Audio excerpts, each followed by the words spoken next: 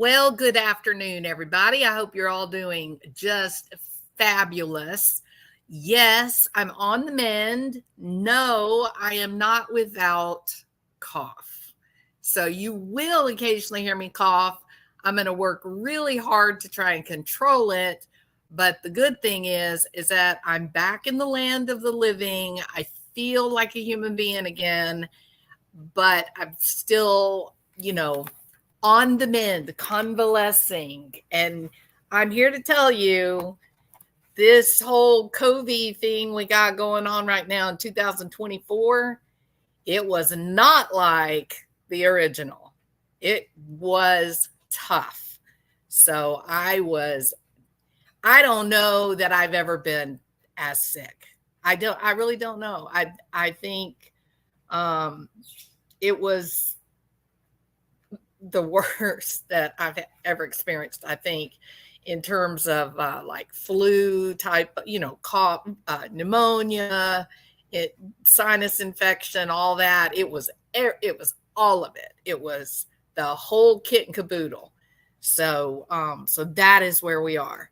So Lisa Vallejo, welcome, Lisa. She comes in hot. Why is this about Clue? I'm assuming you're talking about Clueminati. Well, because I'm interested. I'm interested in Clueminati's passion for the innocence, or the guilt. Well, I guess I should say more accurately, the guilt of Seth. Right? She's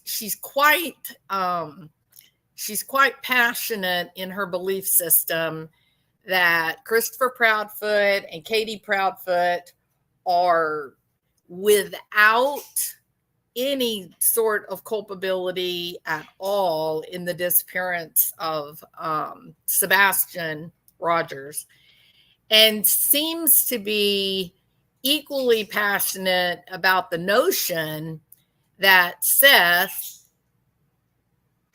I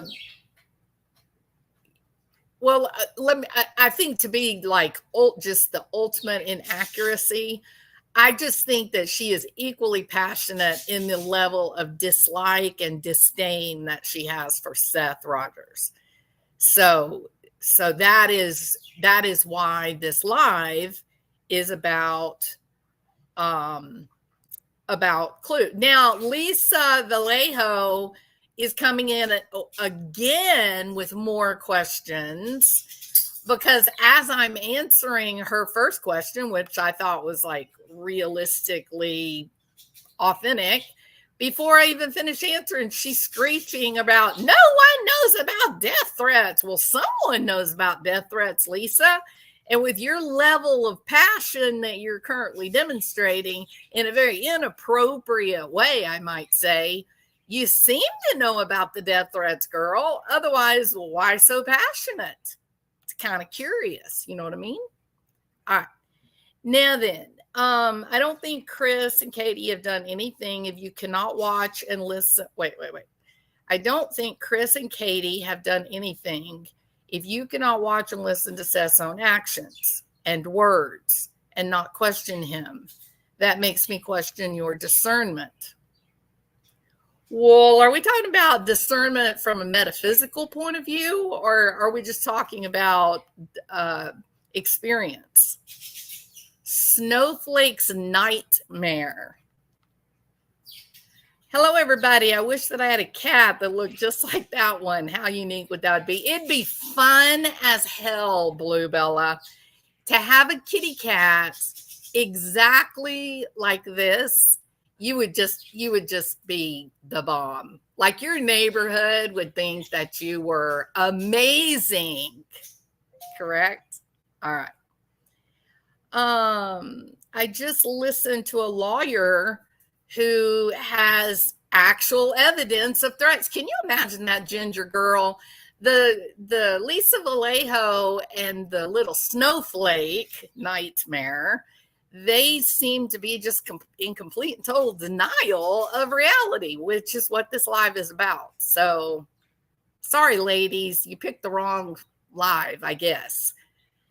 I see Seth as a grieving father searching for his son, and I have since the start. Pamela, you and I see the same thing. All right. Then show them. What's the next step, Lisa? Is the next step to threaten how you're going to kick my ass? Is that going to be the next one? How you're going to kick someone's ass? You're going to beat someone up? Stop. You're in the wrong channel. We're a bunch of old ladies in here. We don't typically threaten to beat other people up. It's kind of sad and pathetic and demonstrates inherent weakness, even though it, kind of builds you guys up and makes y'all feel like y'all are little badasses. To be fair, some grooming services will actually do this to animals, so you can actually make a poodle that look like a zebra. It's really cool, I guess, in a way, but not. I don't know. It's funny. I agree, Snowflake's Nightmare. I've seen like the dogs that they've like made them look like a Bengal tiger or a zebra. I think it's fun. I do. I think it's really fun. The only thing I would say would be, I hope that it's not like where the dye would not be toxic to the animals. But there are places like you can go to Hollywood, walk down Rodeo Drive and see your pink poodles and, baby blue turquoise poodles. It is pretty cool. The cat, the red, white, and blue cat, how in the world do you not love the red, white, and blue cat? It's the cutest little picture meme. I loved it. When I saw it, I was like, hell yes, I gotta put that up on the screen. It is very cute. All right. Let's see. What did you say? I'm having a hard time keeping up with Lisa. Lisa loves to be angry and aggressive. What did Lisa say? Who is threatening people? You're nuts. Now I'm crazy. Maybe not crazy, Lisa. There's a lot of people that have certified that I am, in fact, not crazy. All right. Pamela, are we allowed to have our own opinions or must we follow one side? Actually, Snowflake's Nightmare, I love opinions. A lot of different opinions. All opinions, because here's the reason why. Because this is a conversation, right? This is you come on YouTube, you listen to information, then you have a discussion. It's really hard to have a discussion in an echo chamber. If the conversation is going to sound like, well, I believe that Seth Rogers is guilty of hiding his child, and everybody goes, you're right. Well, now the discussion's over. That's not fun. It's not fun, not interesting. I'm a lot more interested in different opinions or different ideas, different thoughts, because it causes me to really be introspective about my own beliefs and ideas, and I may uncover an unintentional bias. I may run across information I hadn't been exposed to before. So I actually do very much like opinions of all manner, size, and shape. But we're not going to be weird and threaten to beat people up and stuff like that. That's weird. It's weird. It's weird to talk about how you're so tough that you would, cause someone to get physically hurt and you would happily go to jail. And I'm just talking about Clueminati. Clueminati does that all the time. She likes pretending to be a badass. She may not be pretending. She may actually be a physically violent person. And if that's what she does, and I'm sure she's got any manner of medical professionals that are trying to help her keep her violent tendencies under control, or she could just be talking a badass game. And either way, I don't like it for my channel. She can do it in her channel. I just don't like it. And I think it's weird when middle-aged women, 40-year-old women, seem to think that's cool to beat up other people. It's just weird. So, all right. Now then, I wanted to see what this one comment was up here. My standard poodle's cuffs are bright pink. Princess Jasmina's mommy would love to see a photograph of your sweet babies. My standard poodle's cuffs are bright pink. Her tail is bright pink, and she has a big heart on her back right above her tail. That is precious. Pamela, you gave your poodle a tramp stamp, honey. No, I'm kidding. I would love a picture of your sweet poodles. That would be too cute. I am actually about to go and pick up my moon-faced Persian. She got cut today. She always gets a lion cut. So I'm excited to see her because when you first get them groomed, they are so cute. So she'll be running around here looking like a lion here in just a little while. So, hey, Sundown Farms, how are you doing? Reality wins. Jules, did you hear she's a psychology major? Who's a psychology major? What you talking about, Lewis? All right. Look, some people are nutty. I would place myself, Kathy R., at the top of the nutty pile. I'm nutty. I am, and I like it. I have fun. I have a good time being atypical. I don't mind being nutty and weird, but we just have fun. Okay. Clue had a death threat made on her daughter. That is 100% unacceptable, Evie Marie. 100% unacceptable. Look, not her daughter, not herself, not her family, not her friend. No one should be getting death threats. No one. Period. Zero tolerance. Even Sage hates death threats. All right. Cassie, hi there. How are you? I think every woman has a tendency to be batshit crazy. And if you say we are not, you're lying to yourself. I'm with you, Snowflake. I am with you. Just try. Here, in support of Snowflake's comment, just try to hurt one of my kids. You had never seen crazy till you see me go crazy trying to protect what I deem most important in my life. So totally agree. I'll go batshit crazy to protect the people I love. Absolutely. All right. Clue should not be getting threats, but Clue also has her home address in a community post. Whew. I got to tell you, Pamela, this whole doxing, a crazy group of ladies took an interest in me about 4 years ago. And in all fairness, the leader of the crazy group of ladies, she's had a crazy interest in a lot of people. She's a very strange woman. Anyway, she took an interest in me, unfortunately, turned my life upside down for a time. But here's what I learned. These crazy people here on the internet, they can find you. They can get downright passionate about figuring out who you are, where you live.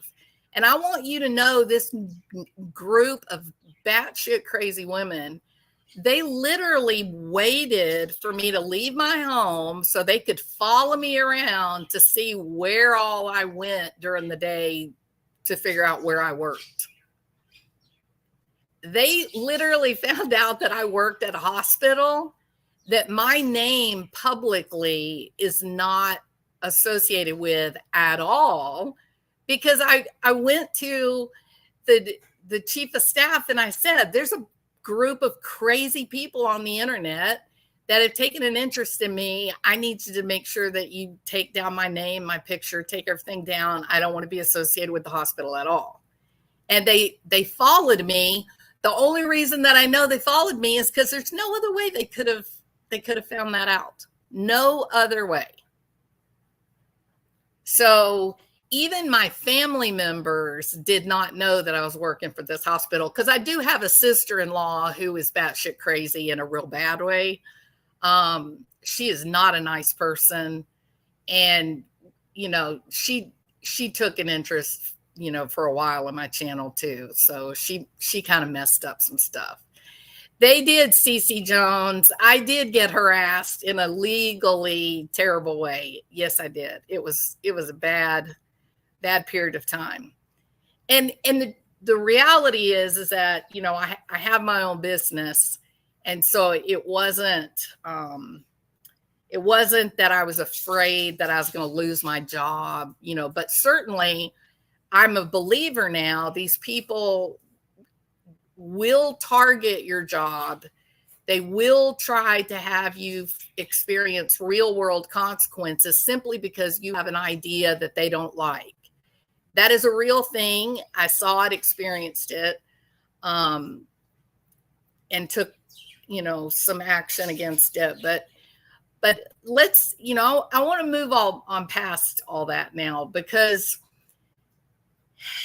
I listen and I watch these various channels, and I sort of, it's interesting. I like people. People are interesting to me. The problems of the internet as a social force, I find it to be incredibly interesting.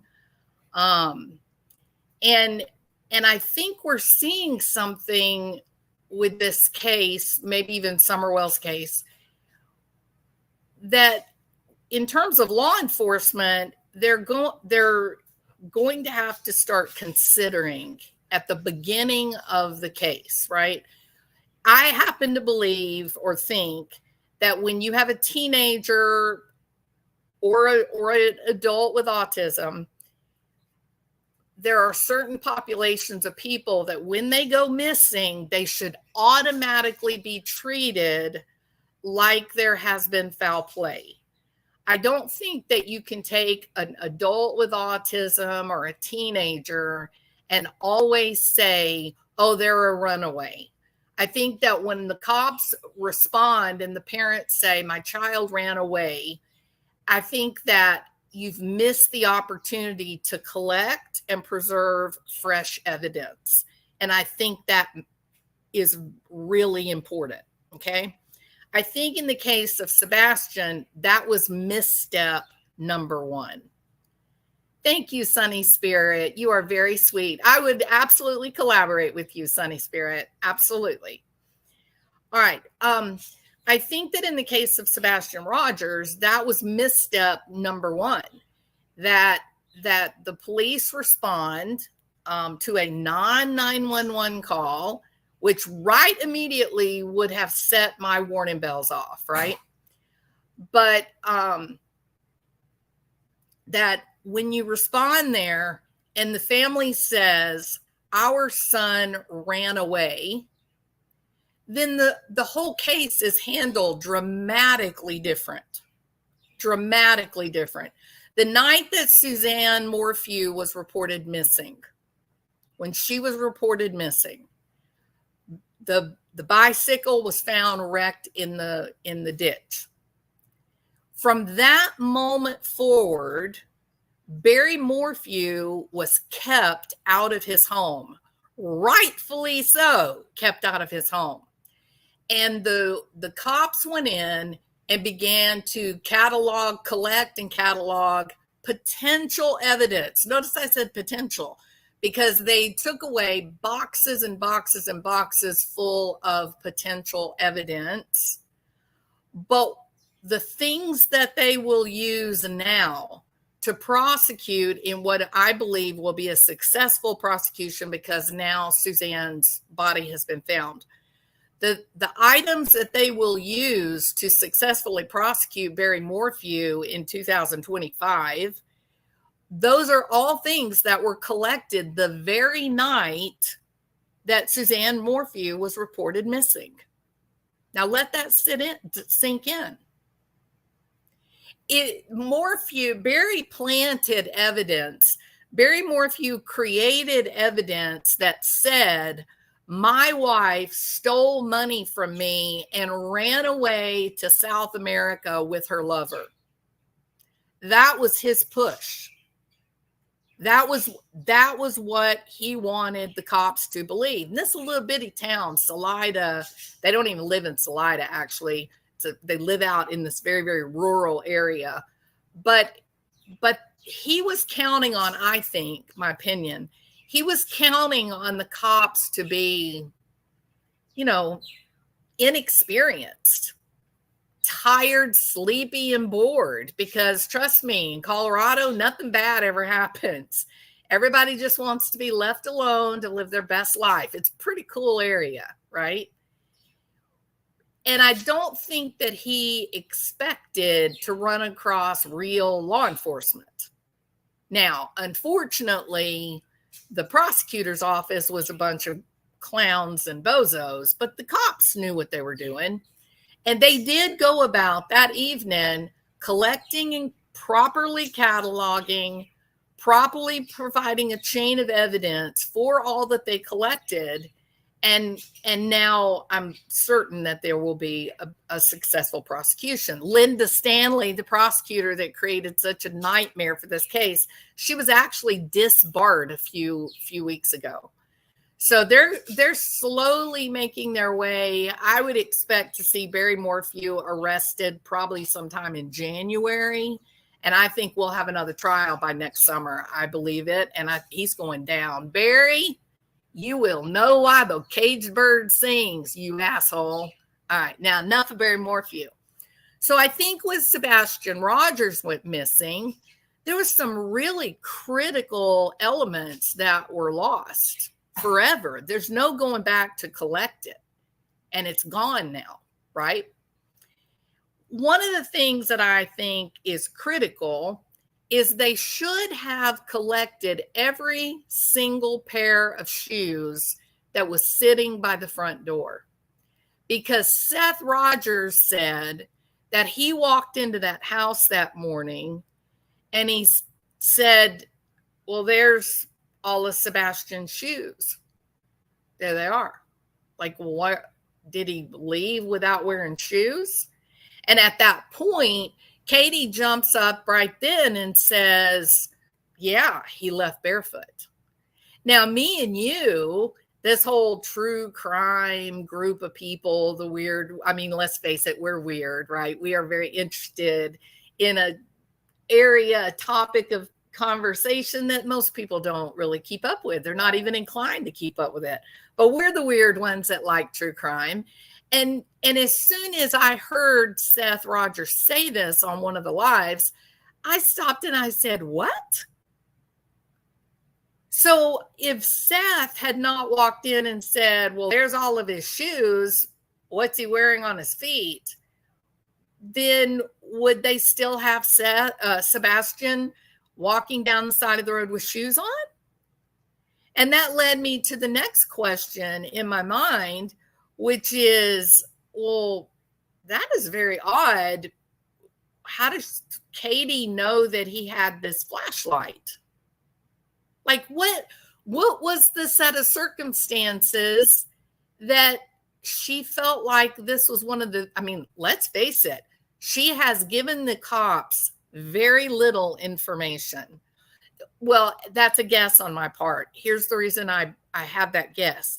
Because the interviews that were done, their appearances on various podcasts in the month after he went missing, her story really didn't change much other than the last time she saw Sebastian. First, there's no sound, no indication of anything strange happening. Then there's a bump. Then there's a thud. Then there's a, whatever you're doing, buddy, you better go to sleep. And it something around that one little critical point in time, she kept changing that. But in terms of, nope, he took a flashlight and he had no shoes on. And he could have had one of 4 different t-shirts on, but we don't know which t-shirt. And so it got strange, right? It got unusual, kind of bizarre.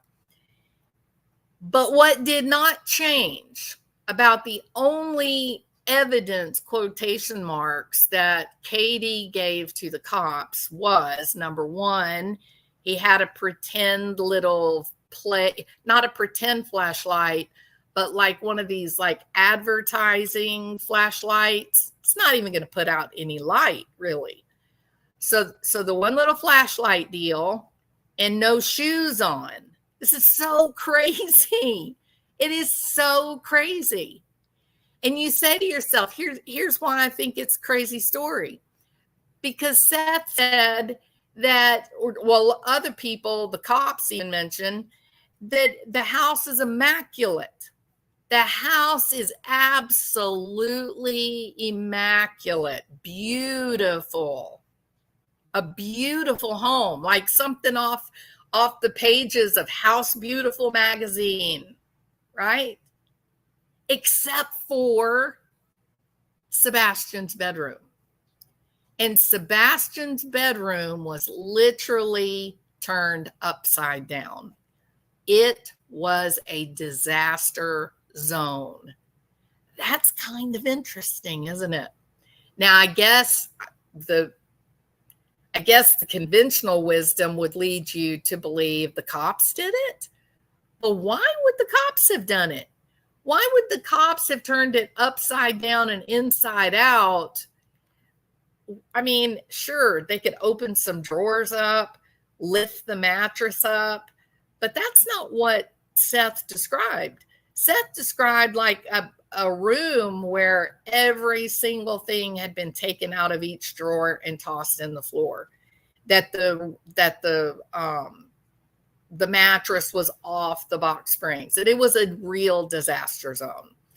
We also had information that Christopher Proudfoot was furious because the house smelled like urine, that he had come to force Sebastian to wear adult Depends because he didn't, I guess, have a lot of bladder control. So there are a lot of reasons in all these stories that were told, not only by Seth Rogers, but also by Christopher Proudfoot. There's a lot of reasons that have left many people feeling uncomfortable with Christopher Proudfoot's potential influence and effect on Sebastian. There's a lot of concern that Christopher Proudfoot may not be a safe person to be around. And the safety factor of Christopher Proudfoot was, yes, described by other people, ex-wives. Also, there are CPS reports in 2 states. Look, there's a lot of us out there that work in the system, don't we? There's a lot of us that come in contact with CPS on a regular basis. I got to ask you guys this. Exactly how easy is it to get CPS to open up a case and conduct an investigation? It's pretty tough. And one of the reasons that it is difficult is because the need is far greater than what we are able to supply the people to perform those investigations. All right. So,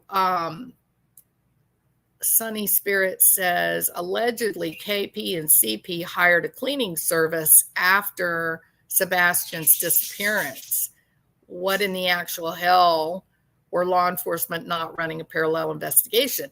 Law enforcement was not running an investigation because Christopher Proudfoot said this kid is a runaway. Now, Katie is clearly heard, y'all. Katie is clearly heard multiple times saying Sebastian is not an interloper. He does not run. Elopement has not been a problem with Sebastian. She says this about her own child. So why were the cops so quick to identify this young man as a runaway? Why? He is receiving in-class accommodations every day for autism. He was not mainstreamed into the regular classroom. He had significant ED needs, like like the classification BD and ED, he had significant needs that were being addressed by the school. It is nuts, absolutely crazy, that the local police, the sheriff's department, that they accepted this at face value, that they accepted this as a runaway. Katie's telling them her son does not run. She's telling them. So who put on the pressure for this initial classification of runaway? Who did that? And at what point did the view of the law enforcement change to, no, there's some serious circumstances that we don't understand, we don't have an explanation for? And what was that? It was this. They point blank, and it doesn't matter what Christopher Proudfoot says on this point, y'all. It really doesn't matter. This is the reality, and this is the foundation of why it is so many people believe that something happened to Sebastian Rogers that night that should not have happened. And it was this comment by the cops. They said, to now, we have no reason to believe that Sebastian walked out away from that house. We have no evidence that he left that front porch. We have no evidence that he walked out of that house. What are they saying to you when they say that? What do you think that means? We have no credible evidence that shows that Sebastian walked away from that house. What does that mean?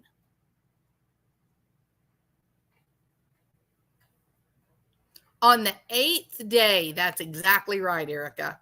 On the 8th day, they pulled back from searching, and that was exactly the same day that the criminal investigation started.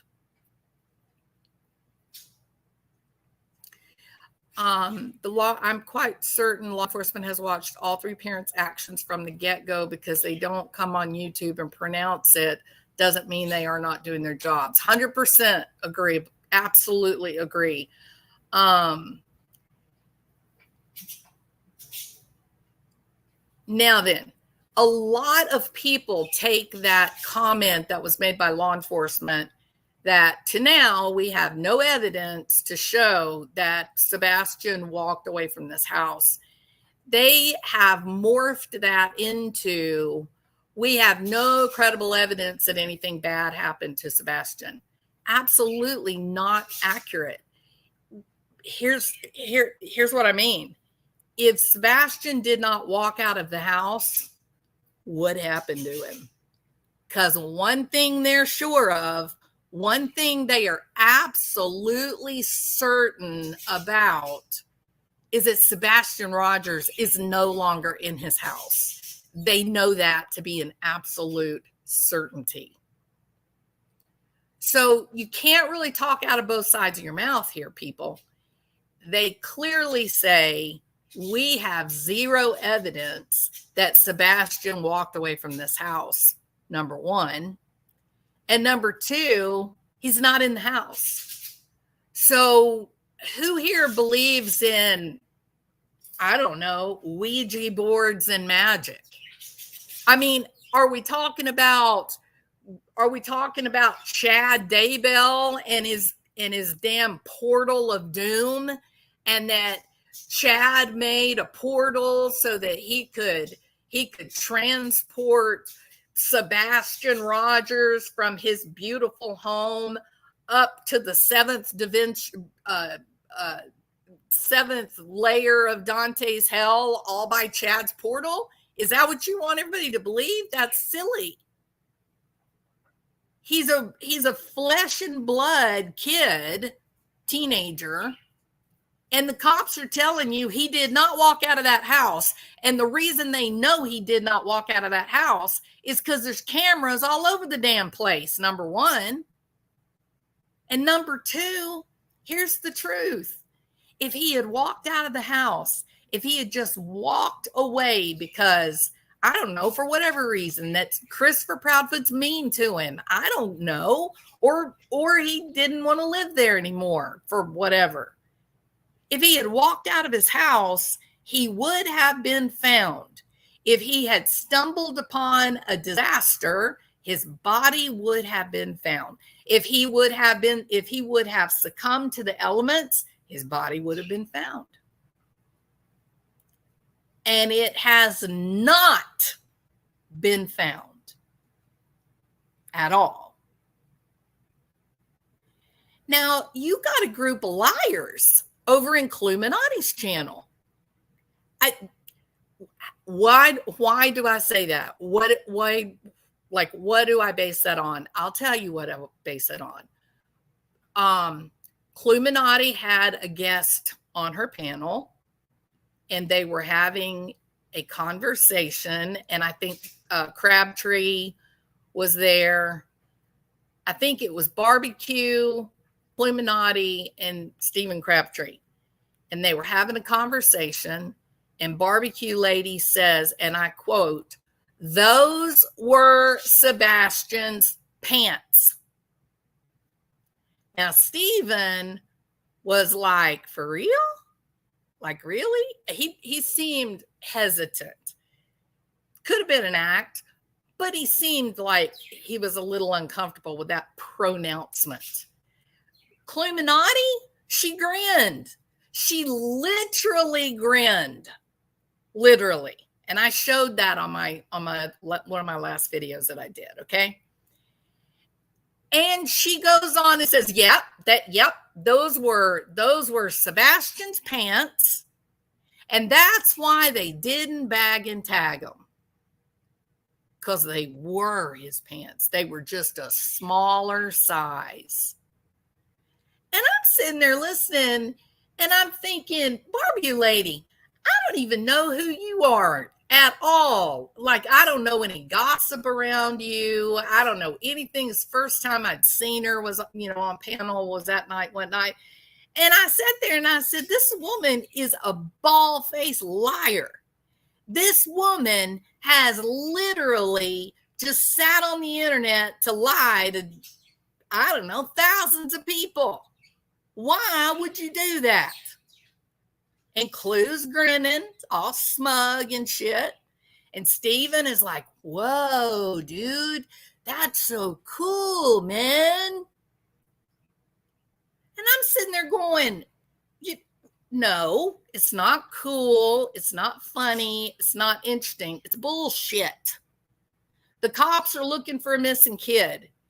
Even if the pants had Sebastian's DNA down in them, and they tested the DNA and they said, holy shit, these are Sebastian's britches, but these are like 3 sizes too small.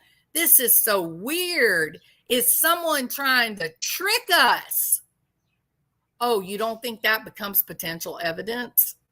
Of course it does.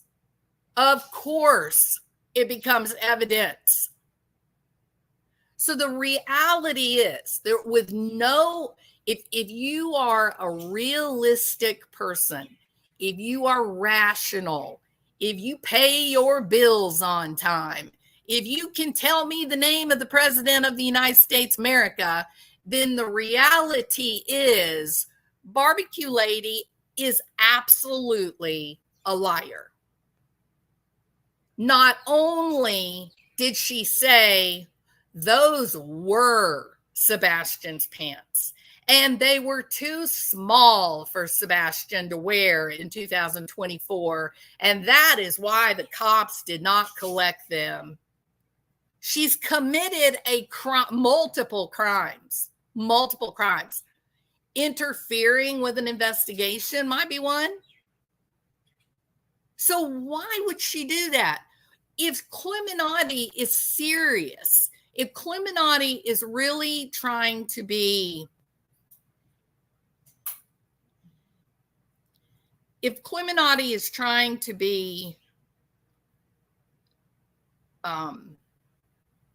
truthful and authentic, then why wouldn't she pull back and go, okay, what now? What? You're saying that the pants were verified. Yeah, I'm saying that. That's what I'm saying. They're definitely Sebastian's. Okay, so you're saying they're Sebastian's. It had to have been verified by someone.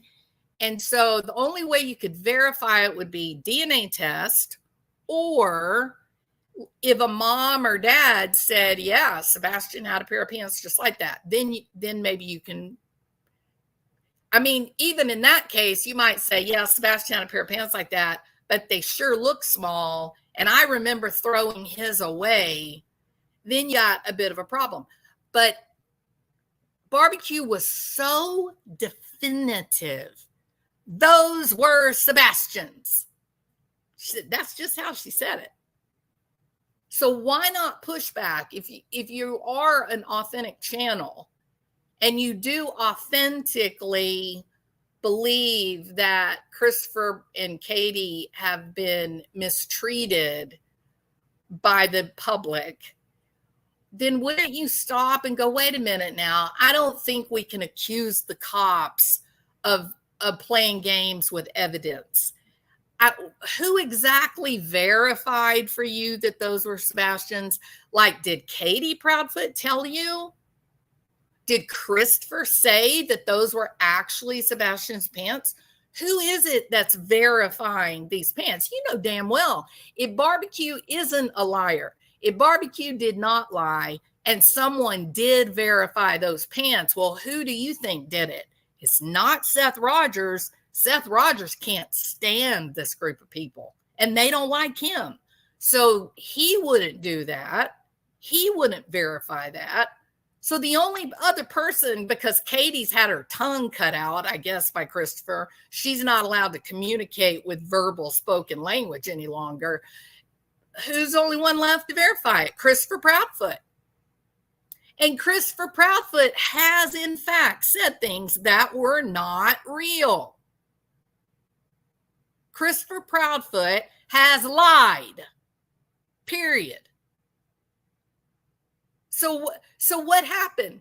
Did Proudfoot say to Barbecue Lady, hey, man, be careful who you tell this to, all right? Don't tell anybody. If you do, don't tell them I told you, please. But let me give you a little inside info, little down low on the down low. Yeah, you remember those pants? Well, those were Sebastian's pants. I verified them. And so I want to know why Terlin, why did she plant those breeches as evidence? Well, now Barbecue is off to the races. What? Terry Lynn got them? You know they were. How do you know? Oh, because you just got to go listen to the video and you can see Tara Lynn saying, and I quote, oh, let me think about this. And what she was thinking about, because Christopher Proudfoot is fucking omniscient, I guess. Oh, I think she was planning on, where did I plant those breeches? It's ridiculous, y'all. This is ridiculous nonsense coming off that channel. Ridiculous nonsense. Ridiculous. The cops very clearly came out and said, not, oh, those pants are not Sebastian's, they're too small. That is not what the cops said. The cops made an announcement and said, the pants are not related to the disappearance of Sebastian Rogers. They are not his. End quote. Now, Clue and her little buddies over there, they went back and pulled some video from Terry Lynn to make some content, to get some views. And they said, oh, look, you hear her right here. She says, now let me think. I think she was trying to remember where she planted the pants. I think she forgot where she planted the pants. You think? Really? Is that really what you think? She forgot where she created basically a crime? Is that really what you think? Or are you just trying to get views? We all know the answer to that. You're not some hardened criminal. You just want views. I get that. All right, now then. So there's some shady business going on from the Christopher Proudfoot side of the camp. All right. Now they've all gotten really organized with their messaging. One by one, they've been able to point finger and say, "Oh, Seth's a bad guy. Seth's hanging out with shady people. Look at all the bad people around Seth. Seth's a bad dude." And now everybody's looking at Seth going, "Oh, he must have been the one." You know, the Clueminati's channel, they now begun to say bullshit like, "Oh, Seth wasn't really at work. He had someone who was clocking in and clocking out for him." Really? That's what you want to go with, Clueminati? Do you know how butt-ass stupid that is? I mean, you're so quick to tell everybody how intelligent you are and how smart you are. Do you know that you're basically calling any manner of professionals dumb, that they're not going to be able to verify whether Seth was at work or not because they don't like provide oversight of their clock in machine. You know, clock machines now all have a camera on them. You didn't know that, did you, Clue? I mean, I can't imagine why you didn't know it. You're brilliant. According to you, you're like this magical, mystical genius on YouTube who, I don't know, that you're the only one that's figured out how to cuss like a drunk sailor in a way that is an indication of exponentially upgraded intelligence. I just think that people that cuss, it's a lazy way of pretending like you're a badass. Anyone can cuss. Cussing's not hard to do. All right, now then, no tangent there. Got control of it. Pulled it right back in. Now then. So I want to play. Hang on one second, please.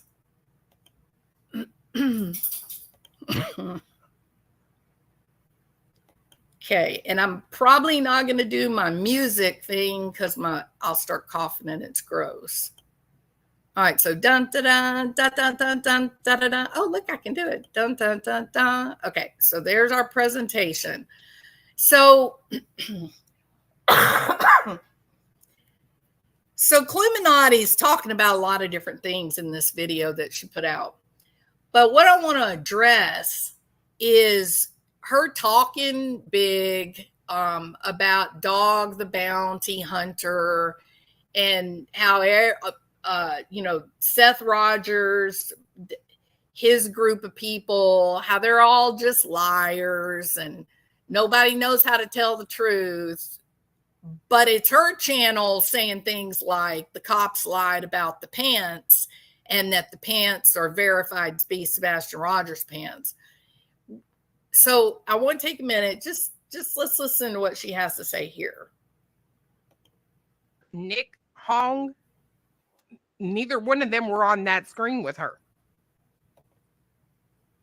So I don't know. I'm not going to sit there and say that Dog is backing any of this. I'm not going to.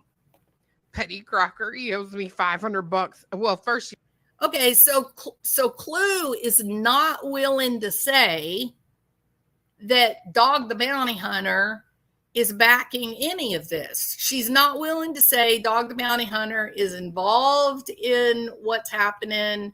She's not willing to talk about any of that. Now, the reason that I think that is very interesting is this. Somehow or another, I've got my ideas, but I'm not going to go to great lengths to talk about it. But one way or the other, we have arrived at a point in history where Dog the Bounty Hunter has said, I want to help find Sebastian Rogers. I have decades of experience, and I want to help find him. I think it's terrible what's happening with the father here. And, this man just wants to find his son. And you've got these weirdos online who are saying that somehow he hurt his child. And I just want to get down to the bottom of it, figure out where the boy is. I think the kid's alive and I want to help.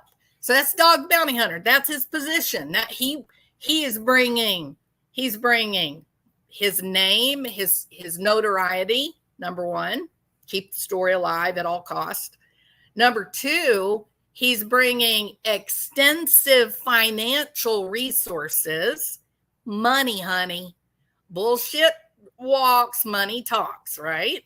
So he's bringing money to the table, and probably more than just his notoriety and his cash. He's bringing an infrastructure of people that do this. They get it. They not only do they know the legal side of the business, they also are just from coast to coast. They have a network of information that me and you would never access. And that's where it's really going to get solved, is going to be the network of people that have information on the download to sell. That's where they're going to find Sebastian. Part of me thinks some of that information has already come to light, and that's the reason why the dog went on public television and said, I think the boy's still alive and well, and that this has been all like a scam, a fraud for money, right? I think somebody already knows where the kid is. So whatever, maybe not, maybe he doesn't know anything. But for sure, Dog the Bounty Hunter decides, I'm going to bring my resources to the table now. It looks like the cops are not going to be able to solve this. Let's see if we can do something. Now, Nick the Hat and Hong, a lot of these people that have shown up to help, they are part of Dog the Bounty Hunter's structure. The people that work for him, that help him do the things that he does, helps him find the people that he's able to find. And these are people that he's known for years and years and years. Thank you so much, Queen Moomin. You are a sweetheart. Thank you very, very much for your support. I appreciate you. And so Nick the Hat is in fact someone that Dog the Bounty Hunter has used quite a bit in his past to find these people that know how to hide. Okay. Now, Nick is an interesting fella.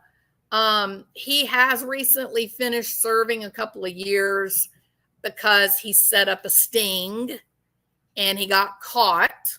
He did forge some documents. That was part of them catching this big businessman who was breaking a bunch of laws. He took it.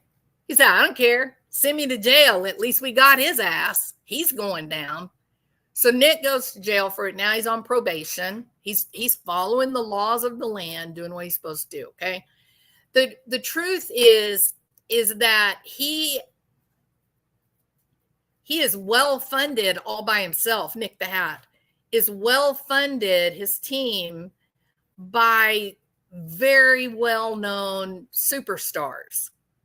This group of people, this is what's so funny to me with Clueminati talking trash and talking all big and whatnot. They don't really understand what they're dealing with.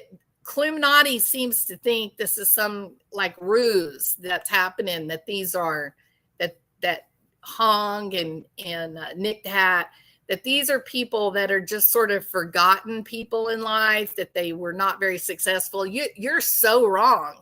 Sylvester Stallone, it works. It can call Nick the Hat in a drop of a hat and ask him to do work. He does a lot of work for Sylvester Stallone.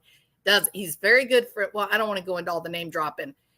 the point being, he's done a lot of work for Taylor Swift. These people very often have people come after them and try to commit frauds against them, try to get them to like pay hush money for things that didn't happen, things like that. Nick the Hat and his team, they are fixers for the rich and famous. They're big money people. That Miley Cyrus is their friend, right? His job is to protect the rich and famous from character assassination. Alpha Male said they have resources. They know what to do. All right. They are making gobs of money. Clueminati, you don't know what you're talking about, girl. You don't. You're taking an opportunity to give this illusion that you're such a badass and you're going to beat people up and all that foolishness. But the truth is, you're dealing with an infrastructure now. This is a really powerful group of people. And, the truth is they could destroy you and never look back. They're not playing.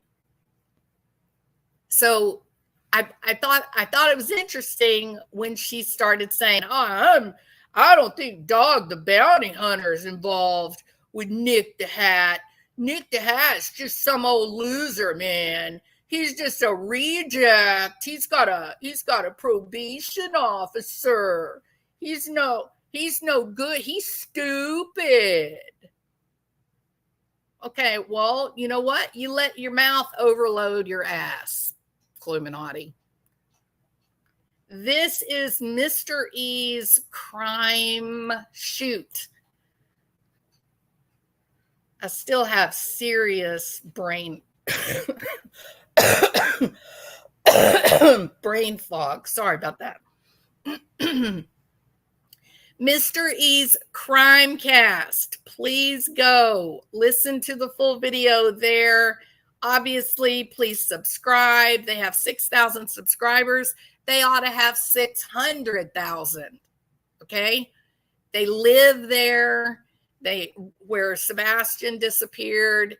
They are trying to bring good, factual information. Please go to their channel. Please subscribe. Please hit the old thumbs up. Okay? Now then. This is, they are presenting Joseph Lesniak.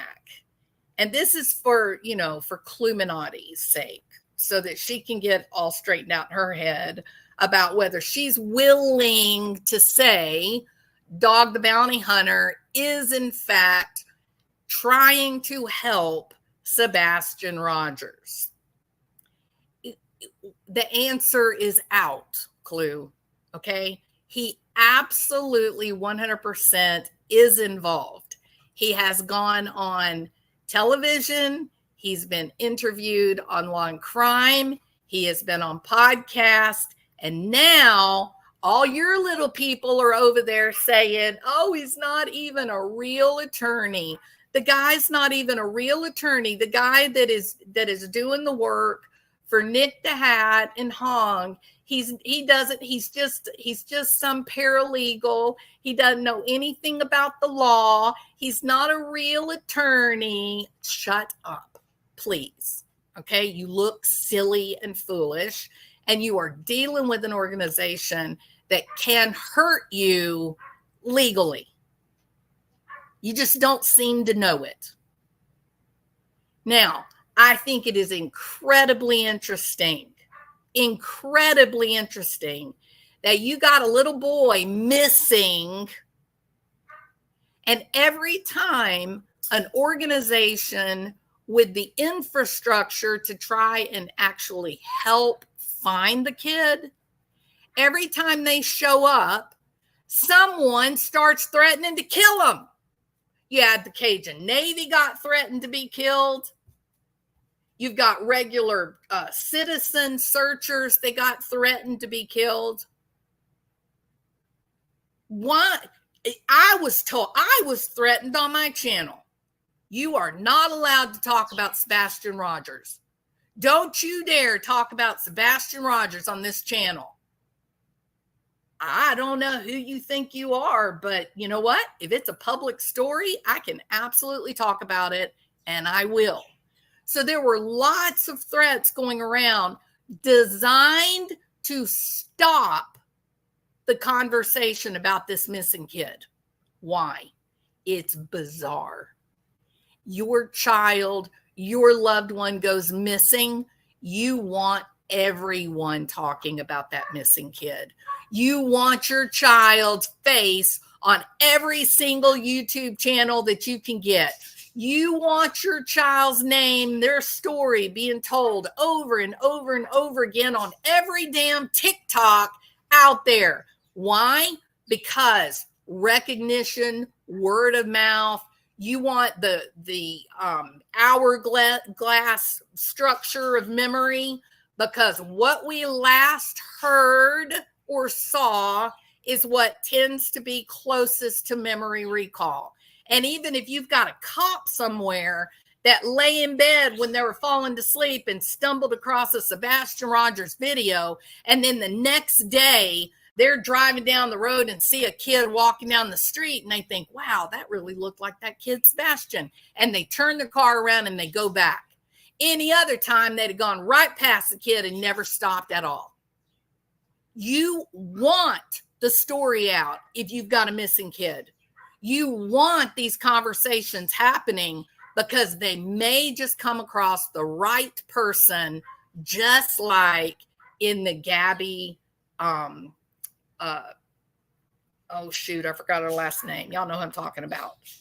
She goes missing. Her little van got videotaped by the Bosniaks, the family that was driving around, in the bus, and they found her body.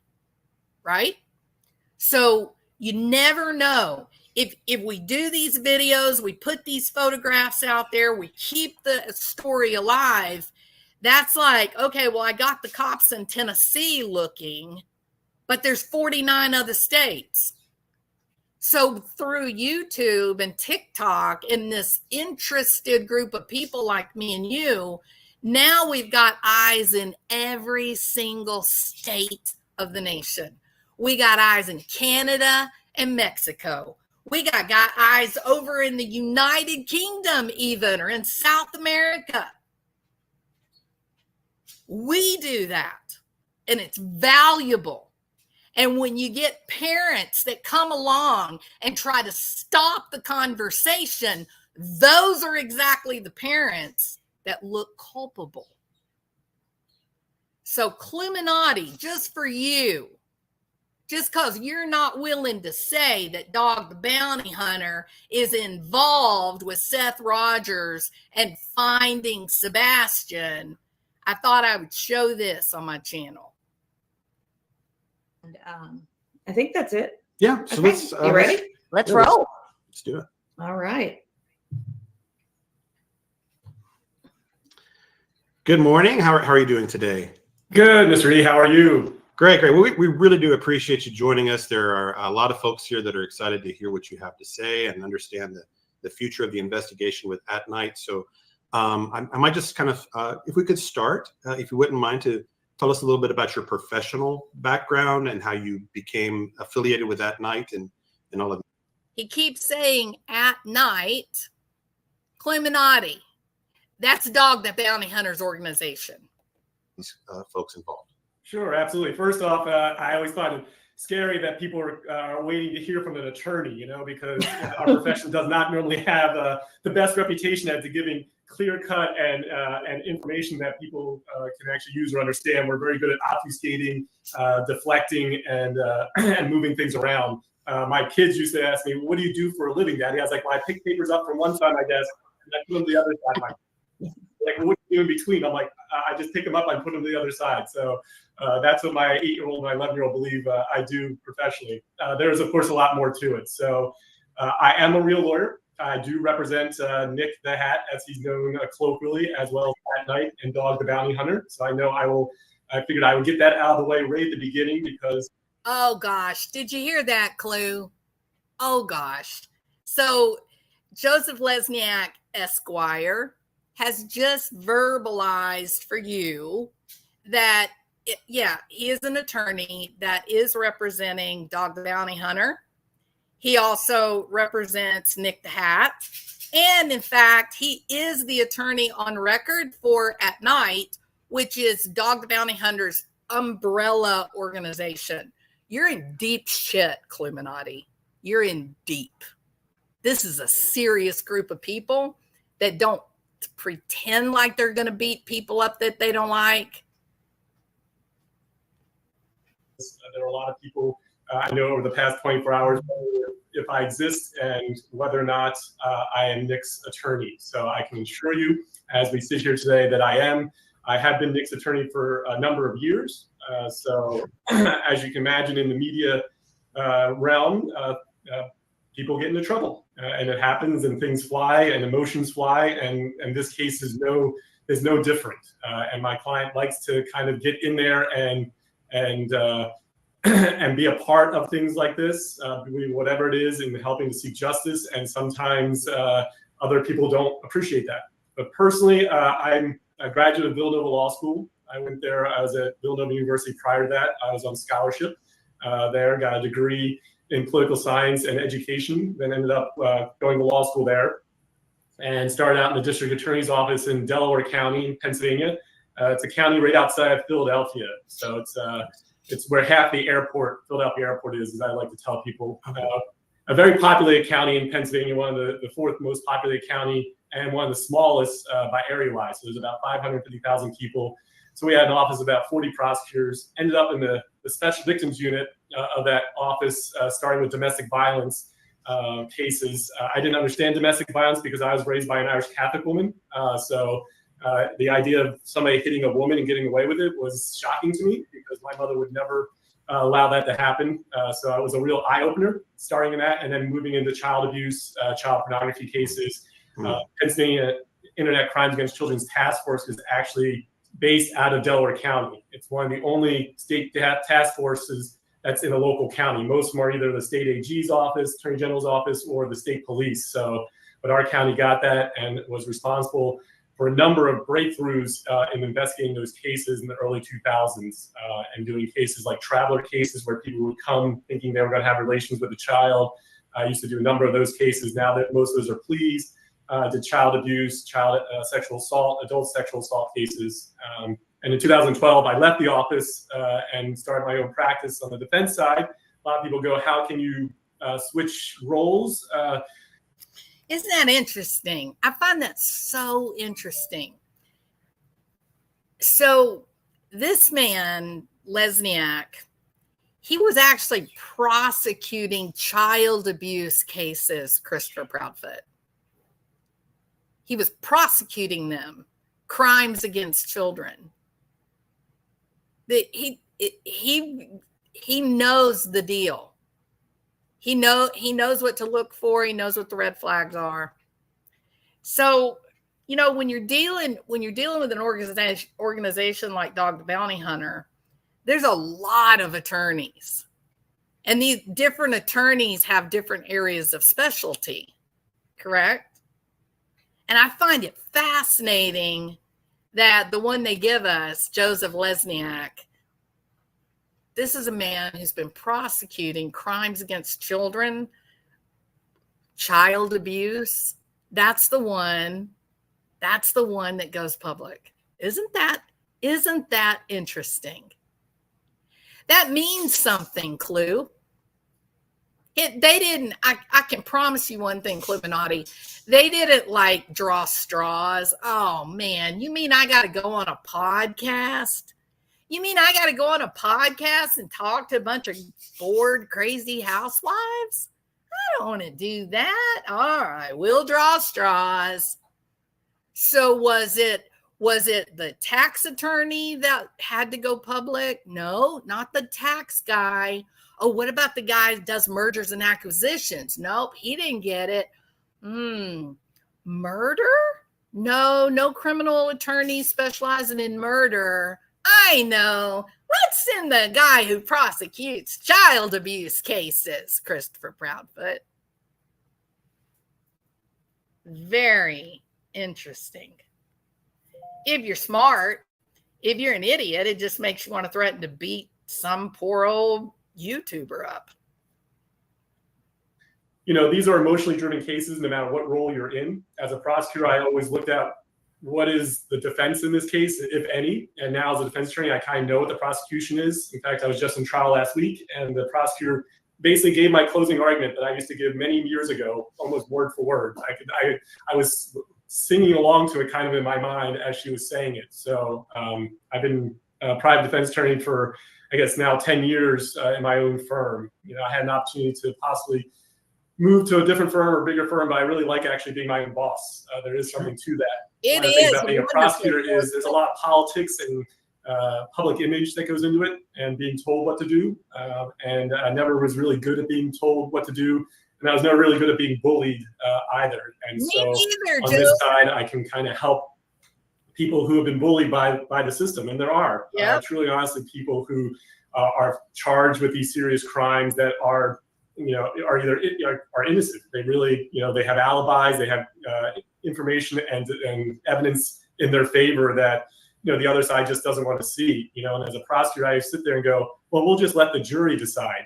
But you realize by the time you get to a jury trial in these cases, the public image has already gone out the window. The newspaper, it's interesting how the newspaper will put all the horrible stuff in, but when the acquittal happens, they tend not to publish that, or it gets to page like 26. Absolutely. They wouldn't even so the person was that's how I got involved with Nick many years ago. You know, as a younger person, he, you know, did some things, pushed the edges. He likes to kind of be on the edge there. I'm much more of a conservative, so in that realm, I try not to push necessarily the edges, but I certainly have no problem advocating for people and their rights. You know, we have a constitution for a reason. We have civil liberties. In fact, I teach American government at the local Penn State campus. I have been doing that for 12 years, in which I remind myself every semester what our civil liberties are, what they represent, that they're not just lip service. You know, I know when COVID hit, there was a lot of lip service and people going, are they coming back? Are we going to have these civil liberties again? And the answer is yes, they never went away. And so, you know, in the case of he's talking about COVID right there. I kind of feel like they went away a little bit, Joseph Lesniak, because when you refuse to take the jab, then they told you not to come to work. To me, that's a civil liberties problem. But I don't know what happened to the whole my body, my choice thing. But when it came to the vaccinations, it didn't count. So some of us had to make some difficult decisions, but that's another story. All right. And I myself am absolutely fully vaccinated. Where I drew the line was all of the booster shots. I was like, what? What are you talking about, booster shots? That is not how the human body's immune system works. And I don't know what's in there. If it's not a normal vaccination, what is it? And I got a little bit nervous about it and didn't want to take any of the booster stuff. So I actually, Carla, congratulations. I have family members that are purebloods, and I'm jealous of that. It was very nice with my loved one going through a pregnancy and not being afraid that there would be a miscarriage. That was really insightful to just how bad we've been affected. But all that being aside, as I speak, even though I'm fully vaccinated, I actually have just spent 2.5 weeks with a terrible case of COVID, pneumonia in both of my lungs. Is very difficult. So I'm here for the whole thing. So don't come for me. Federal law, federal opinions are totally different. Federal can have a rule, yet states don't adopt that rule. Yeah, absolutely, Crystal. Hey, Radmilla, we all had to have all shots to return to work. Exactly. Yeah. And nobody cared if you wanted to or not. And that felt like a loss of freedom. It did. Snowflake, you were stirring up chat last night in CJ's doing the same thing. Why?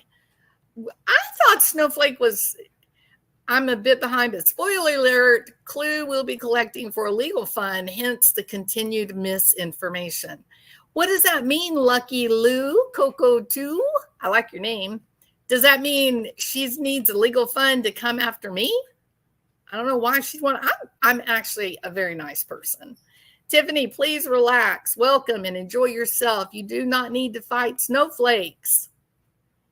Karen, let's see. Go back and listen to CP and Terry Lynn having a phone conversation 4 months ago. You decide who is the lying and abusive person of interest. It is quite triggering. Yeah, I'm not. Excuse me. I'm sorry. Oh my God, Queen of Hearts, bless your soul. I am so sorry. 10 days, high fever. It is killer, girl. Killer. It is tough. So I'm glad you're in the hospital. At least, you know, that's where they're hiding the good drugs, Queen of Hearts. So, but I do hope that you get well very quickly. I myself have really had a time of it. So I feel for you. It's very difficult this year. From what I read, they will also be notifying the head of YouTube. Okay, so what are they going to be notifying YouTube of, Ginger Girl? Don't be disrespectful. Let's see, winter's approaching. Be sure to take vitamins and supplements. And you know, there's something interesting about that, Queen of Hearts. You didn't have the jab. I did. I had both Moderna and a booster, and we're both in the same place, girl. So go figure, right? You were the smarter one. All right.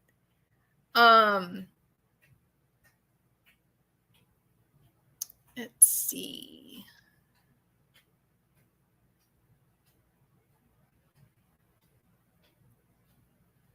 Oh, Sunny Spirit. Me too, girl. When I get mad, I got some good words in my vocabulary. I try real hard not to use them. I do. I try real hard to be a good person and not use those words because they make you sound low IQ. You know what I mean?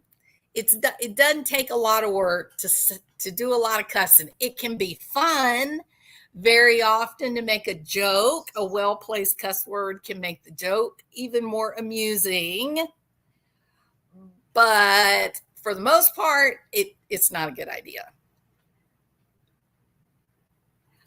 Misty Firefly, you are good.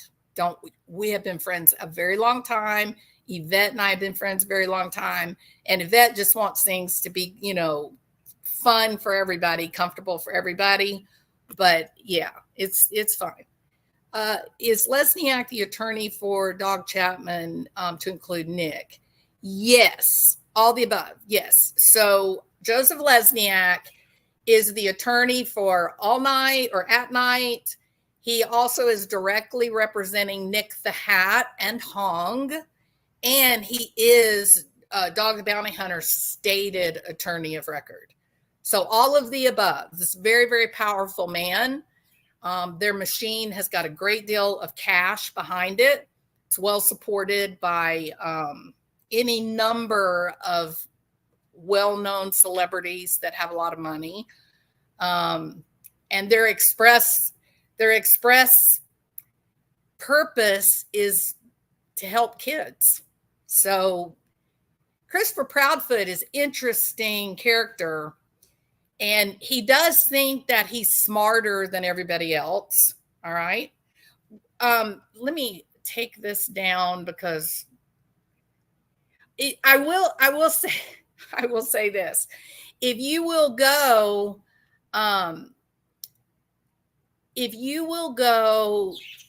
to Mr. E's Crimecast, listen to the whole interview. You are going to be amazed at what this group of bozos have been putting Joseph Lesniak through. He's laughing at them. He is laughing at them because they're just so crazy. He says, who knew there were this many mentally ill people? He's laughing. They have said that his diploma, that it's not real, that it's he made it up. They're really, Clueminati and her channel, they're not very smart people. Now there's all, you see that kind of nonsense on Seth Rogers' side too. I have been very clear. I cannot be any more clear than what I'm about to say. I think Tony Mathis is up to no good. I think you don't trust Tony Mathis as far as you can pick him up and throw him. And I guarantee you this, behind the scenes, Dog Bounty Hunter, Nick the Hat, Hong, they're all saying the same thing. They're going, I like Seth a lot. Seth's a good guy. But something about old Tony Mathis, just not jihading. Guarantee you they're saying exactly the same thing, y'all. Guarantee you. Better listen to me. Who told you to buy masks? Who told you to buy masks? In December, I told you to buy masks. Remember that? All right. Now then. So yeah, I do think Tony is shady. I've been vocal with him why I think he's shady. I think he has definitely misled people, misrepresented history. But for Seth, Dog Bounty Hunter believes in Seth, trusts Seth. I think the cops believe in Seth and trust Seth. And they know what they're doing, and it's coming. And I'd be willing to say that Clueminati is not from her channel on YouTube, but boots on the ground. I think she's probably a little closer to this group of people than she might really want to be. I think if I were Clueminati, I would be backing away quickly from this inner group that Christopher Proudfoot has created. And that would include Stephen Crabtree. Stephen, are you related to Christopher Proudfoot? Are you related? I'm just asking questions. I'm sure I have no reason to think that. All right. So everybody,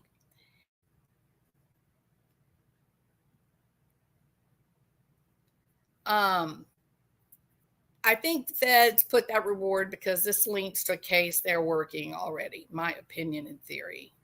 And that is a very, very interesting thought, Crystal. Sure is. All right. Yeah, I hope, Mama Bear, I hope that Sebastian is safe. I hope that this was a fraud designed to get cash.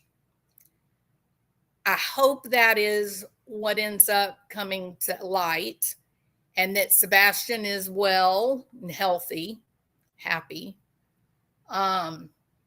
If that is wrong, then the next best thing is that they get the guys that did it and they all go to jail. That's the best resolution. I continue with unwavering.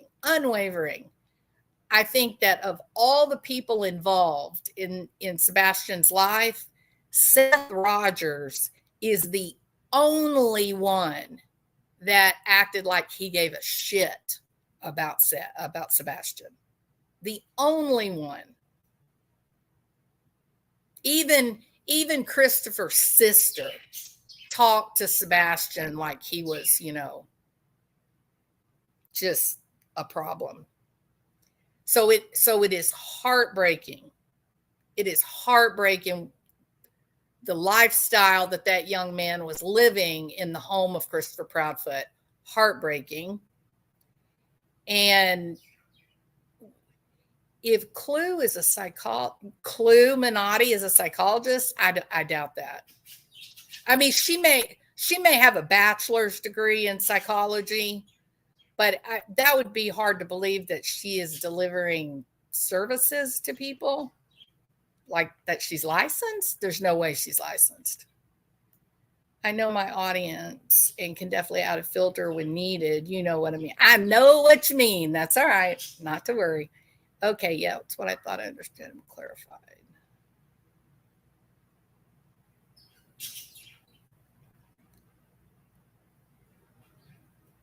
All right. Well, I think it is very well. I'm not going to get all bogged down in this whole Clueminati thing, other than to say, as a fair warning to a fellow YouTube creator, you might want to back away from your little group of friends, Clue. You may get in over your head. Since you have such a problem, you know, I don't think I'm willing to say Dog the Bounty Hunter is involved in this. You may not know what you should know hanging out with the people that you're white knighting for. That's all I'm going to say. All right.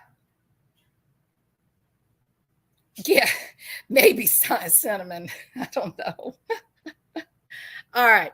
So please, please, please go over to Mr. E's Crimecast. And I am going to give you that link right now. You are really going to want to watch that entire interview. It's so good, y'all. It is so good. So interesting. And here's the coup de grace. When you go listen to Mr. E's Crimecast, no one will threaten to beat you up. Isn't that marvelous? It's just remarkable, actually. So listen at will. No one's going to threaten to hit you. Okay. All right. The other thing you won't hear on Mr. E's Crimecast, no one is going to talk about the size of a man's member. Okay. You won't hear that either. Clueminati tells you all about how gigantic and enormous her boyfriend is. I don't know. If she is a psychologist, she needs to think about that. Like, what would make a woman want to say that? It's really strange. It's odd. They all think Seth didn't do anything to Sebastian, but then they attack him relentlessly. No, I think they absolutely have just simply changed the story, right? They've just flipped the script. And I think it was all done on purpose. I think Christopher Proudfoot first came out in good Christopher Proudfoot form and handled things just like he had always handled them, which was to threaten to beat someone up. If they did something he didn't like, he'd just say, you know, I'm going to hurt you. And people are afraid of him and back down from him, and they're scared of him. When he had the entire world turn on him and say, you abusive asshole, you hitting a kid with autism with a damn belt, you're screaming at good women on YouTube using the most misogynistic slurs of all time, and you look guilty as hell. Then, with his good friend Clueminati, then he decides, okay, well, I better rehabilitate my image in case there's like a jury or something. Did y'all know that? True that. Yep. In case there's a jury, I don't know if I'm supposed to be saying that, but I said it now. In case there's a jury, well, Christopher needs to make sure that he has some people out there in the county that like him. So he's got to rehabilitate his image.